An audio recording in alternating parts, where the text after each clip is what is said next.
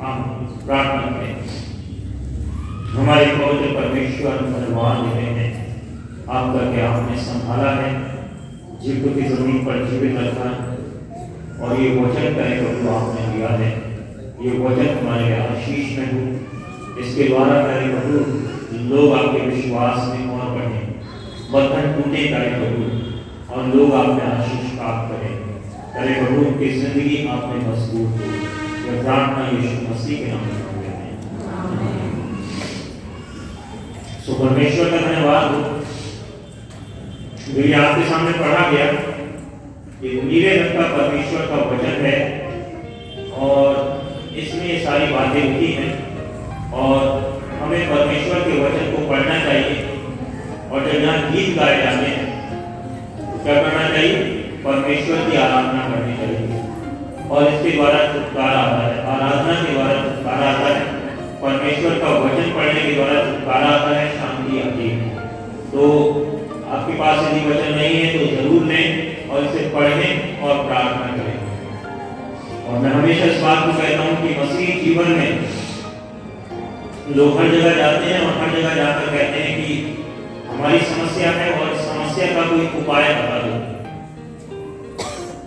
कोई भी उपाय, कोई किसी तरीके का उपाय बता देते हैं, कोई किसी तरीके का उपाय बता देते हैं, है ना। लेकिन मसीही जीवन जो है इसमें उपाय कोई नहीं है।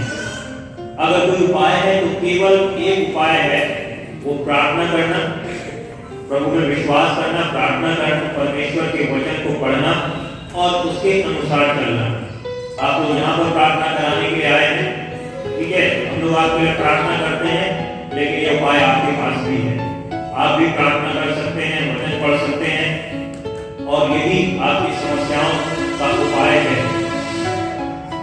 तो ये जरूर करना है। यदि आपके पास वचन नहीं है तो वचन जरूर से लें और प्रार्थना नहीं करते हैं तो प्रार्थना जरूर से करें और आप देखेंगे कि आपकी जिंदगी में छुटकारा आएगा। तो परमेश्वर के वचन को अभी हमने पढ़ा और यहाँ पर दो घटनाएं हैं। दो घटनाओं के बारे में यहाँ पर पाया जाता है और दोनों घटनाएं जो हैं एक जगह पर अगर आपने सुना हो तो सामने लोग बैठे हुए हैं। जब परमेश्वर का वचन पढ़ा गया तो दो घटनाओं के बारे में आपने सुना इस पूरे वचन में। और पहली घटना जो है वो कौन सी घटना? पहली घटना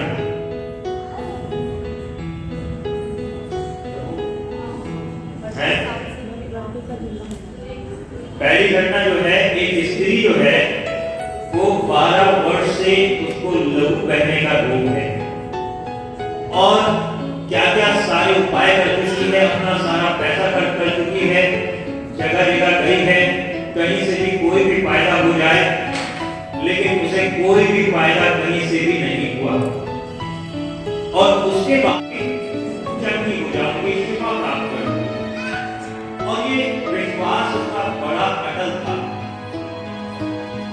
ये विश्वास उसका बड़ा अटल था और इस विश्वास की वजह से उसकी जिंदगी में चंगाई है और इस विश्वास को दिखाने के लिए, वस्तु को छूने के लिए बहुत बड़ी मशक्कत इसे करनी पड़ी होगी। समझ रहे हैं आप?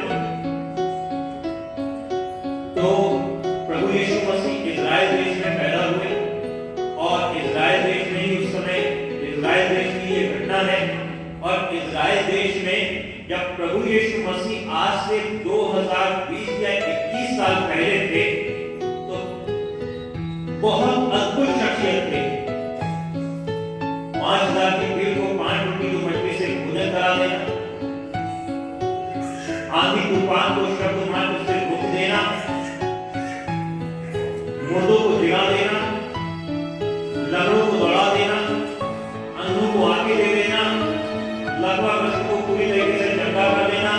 दुष्ट आत्माएं इनके जीवन में है, उन्हें पूरी तरीके से छुटकारा दे देना। तो जब ये सारी चीजें प्रभु यीशु मसीह करते थे तो प्रभु यीशु मसीह के पीछे एक बहुत बड़ी भीड़ हमेशा लगी रहती।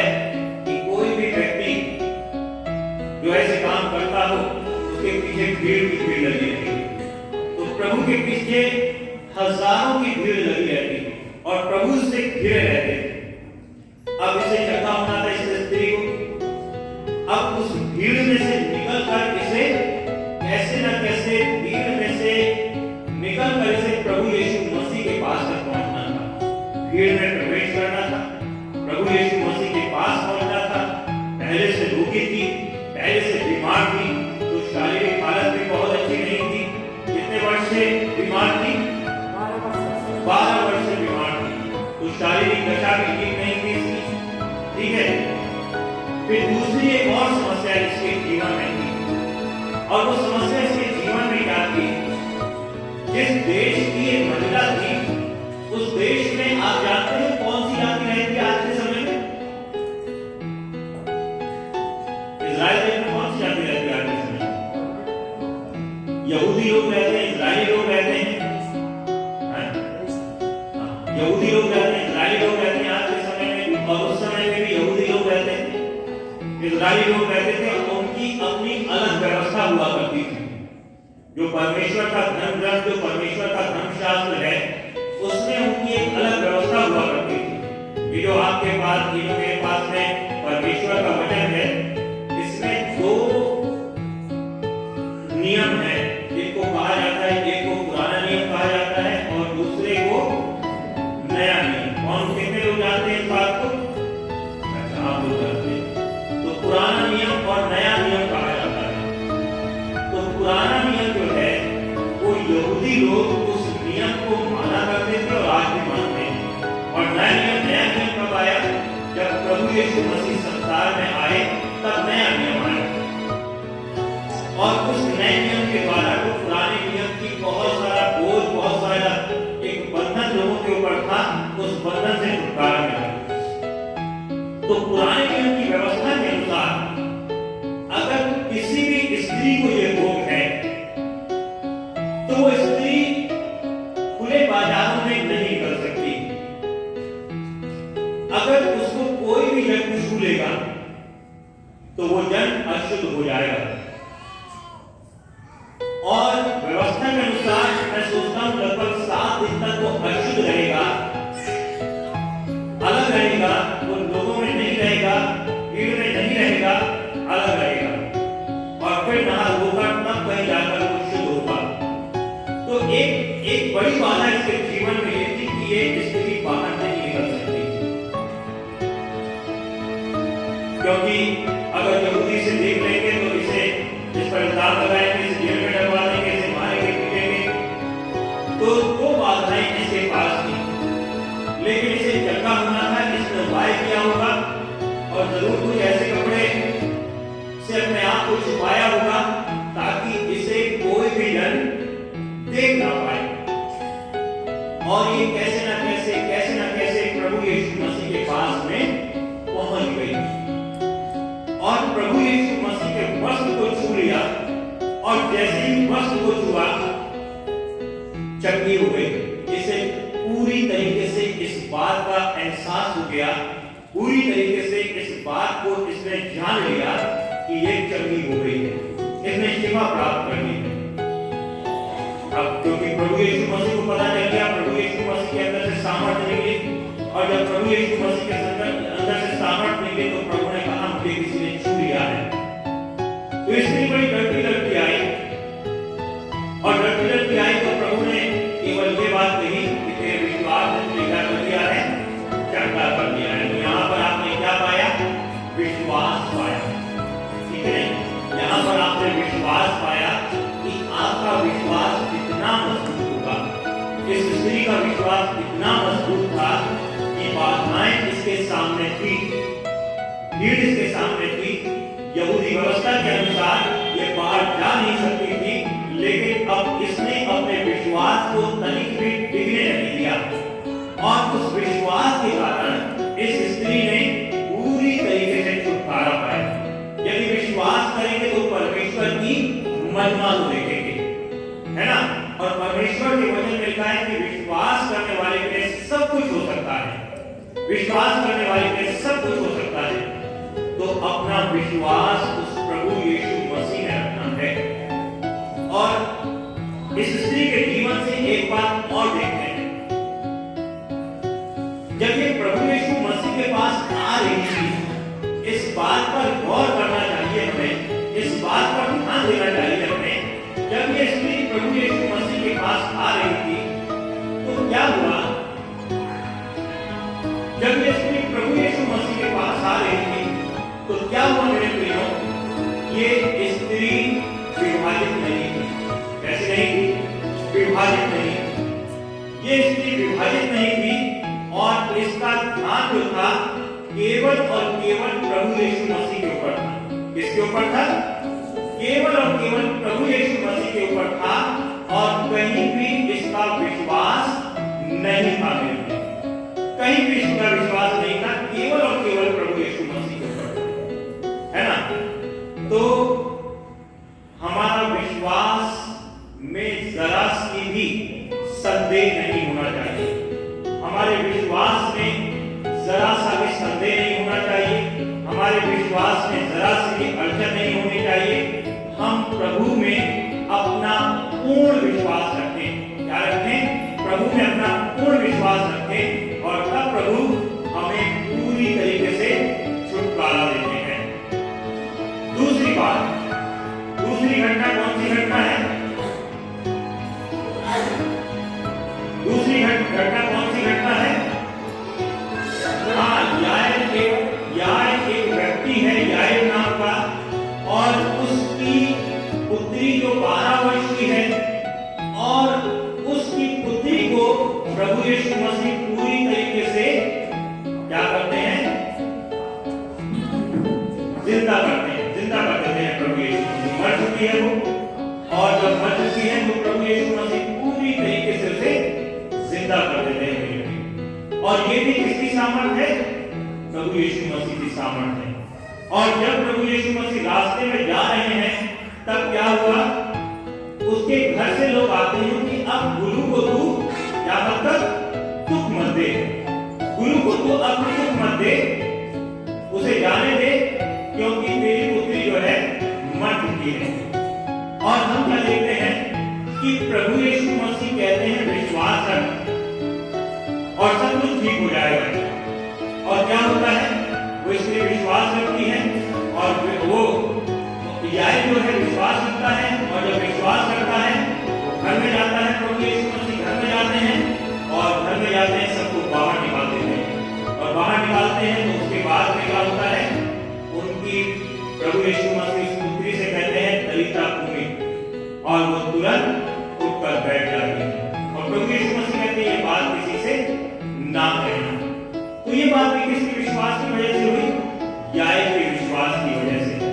तो जितना ज्यादा हम प्रभु में विश्वास करेंगे, जितना ज्यादा हम प्रभु की अगुवाई में पाए जाएंगे, जितना ज्यादा हम प्रभु में विश्वास करेंगे, जितना ज्यादा हम प्रभु की अगुवाई में पाए जाएंगे, प्रभु उतना ही ज्यादा हमारी जिंदगी में क्या करेंगे? कार्य करेंगे। उतना ही ज्यादा हमारी जिंदगी में कार्य करेंगे। तो अपना समर्पण करना बड़ा जरूरी है। और एक चीज मैं जरूर इस बात को कहता हूं, जो प्रथम आराधना सभा की, उसमें भी इस बात को कहा था, और इस द्वितीय आराधना सभा में इस बात को मैं कहता हूं कि विश्वास बड़ा महत्वपूर्ण है। विश्वास के द्वारा चंगाई आती है, ठीक है नहीं? और उससे भी पहले आता है कि हम अपना समर्पण प्रभु के चरणों में कर दें। क्या कर दें? अपना समर्पण प्रभु के चरणों में कर दें। अपने पापों से हम पूरी तरीके से क्या मांग लें? क्षमा मांग लें, है ना? जब प्रभु के चरणों में आए तो ये बड़ा जरूरी है। अपने अपराधों से पूरी तरीके से हम क्षमा मांग लें। अभी मैं सुबह ही इस बात को बता रहा था कि देखो, परमेश्वर का हाथ ऐसा छोटा नहीं हो गया कि तुम्हारा उद्धार ना कर सके, और ना ही उसका कान ऐसा बहरा हो गया है कि तुम्हारी सुन ना सके। लेकिन क्यों उसका हाथ छोटा हो गया है? क्यों उसने अपने कान को बंद कर दिया है? आगे लिखा है कि तुम्हारे अधर्म के कामों ने ही उसको हमसे अलग कर दिया है।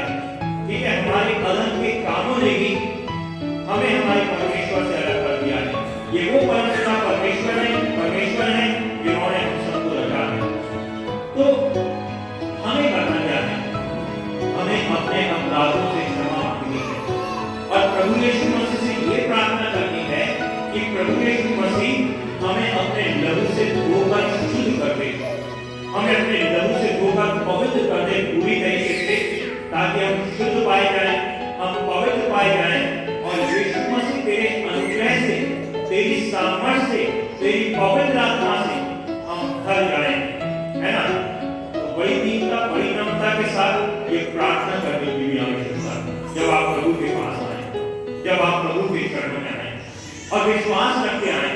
और मेरे प्रियो, मैंने एक बात यहाँ से कही कि आप प्रार्थना करवाने के लिए आए हैं, लेकिन अगर विश्वास रखेंगे और प्रभु के चरणों में अपना जीवन समर्पित कर देंगे, आप खुद प्रार्थना करेंगे, प्रभु आपकी प्रार्थना को सुनेंगे। ऐसी सामर्थ आपकी प्रार्थनाओं में भी है, ऐसी सामर्थ आपके जीवन में भी है, ठीक है? तो विश्वास बड़ा जरूरी है। प्रार्थना करें, आइए हम लोग प्रार्थना करेंगे, अपना समर्पण करें और अपने अपराधों से क्षमा मांगे। प्रभु हमें पूरी तरीके से क्षमा करें। प्रभु का आपको कार्य हर जगह होता है। हमारे पवित्र परमेश्वर धन्यवाद देते हैं सुंदर समय के लिए जो आपने हमें दिया है। ये समय हमारे लिए अद्भुत है, ये समय हमारे लिए अनोखा है प्यारे प्रभु, और आपकी सामर्थ हमारी जिंदगी में बरसती है, आपकी करुणा हमारी जिंदगी में बरसती है प्यारे प्रभु। आप अपनी पवित्र आत्मा से हमें करेंगे, आप अपनी पवित्र अगुवाई हमें प्रदान करें प्यारे प्रभु। यहाँ पर जो लोग आए हुए हैं मेरे परमेश्वर, आप उनको, जबकि वो आप अपने मनों के समय आपसे प्रार्थना कर रहे हैं, अपना जीवन आपके चरणों में समर्पित करें प्यारे प्रभु, और आप उन्हें पूरी तरीके से क्षमा करें, आप उन्हें पूरी तरीके से शुद्ध करें, पूरी तरीके से पवित्र करें, अपने लहू से धो दें। आपका लहू प्यारे परमेश्वर उनकी जिंदगियों में कार्य करे प्यारे प्रभु, और आपके लहू की सामर्थ प्यारे परमेश्वर अद्भुत रीति से लोगों को छुए, शुद्ध करें और वो छुटकारा पाए। आपने पूर्ण रूप से छुटकारा पाए और आपके आनंद से, आपकी सामर्थ से प्यारे परमेश्वर हर जन आपकी अगुवाई से कल्याण करें। मेरे परमेश्वर दया करें, अपनी करुणा अद्भुत रीति से बरसाएं। ओ मेरे प्रभु छू लें, अगुवाई करें, अपनी सामर्थ को उंडेल दें। ओ मेरे प्रभु, यदि कोई बंधन में है, कोई रोग में है, तो सारे बंधन यीशु मसीह के नाम में नष्ट होने पाए। हर एक रोग प्रभु यीशु मसीह के नाम में नष्ट होने पाए और हर एक बंधन टूटने पाए।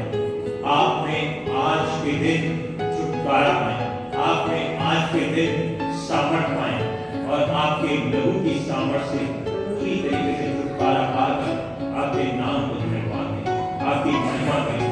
छूने प्यारे प्रभु, अगुवाई करें, अपनी पवित्र आत्मा से करें। प्रार्थना यीशु मसीह के नाम में आमीन।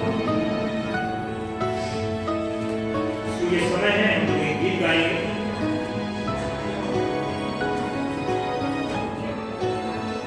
और गीत है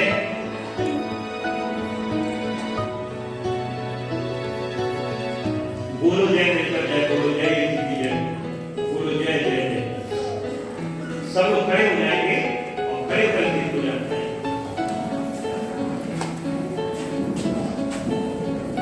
बोलो जय मिलकर जय, बोलो जय यीशु की जय, बोलो जय मिलकर जय, बोलो जय यीशु की जय, बोलो जय मिलकर जय, बोलो जय यीशु की जय, बोलो जय मिलकर जय, बोलो जय यीशु की जय, बोलो जय जय जय।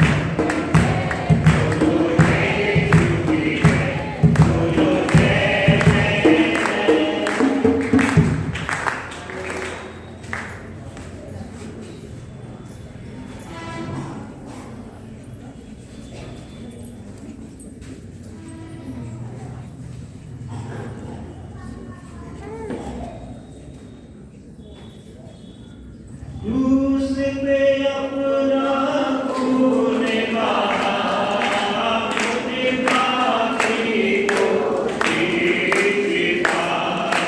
क्रूस पे अपना खून बहाया, मुझे पापी को जीता।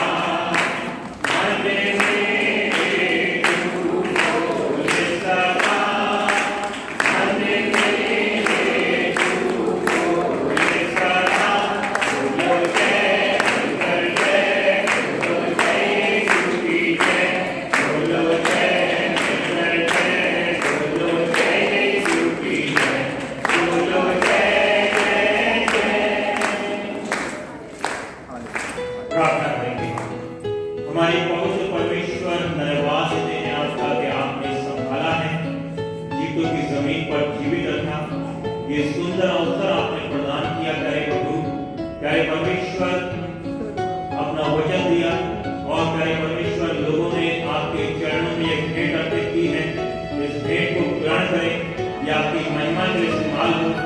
ओ मेरे परमेश्वर, जिन लोगों ने अपनी कमाई में से दी है, उनकी कमाई में बहुत आशीष है।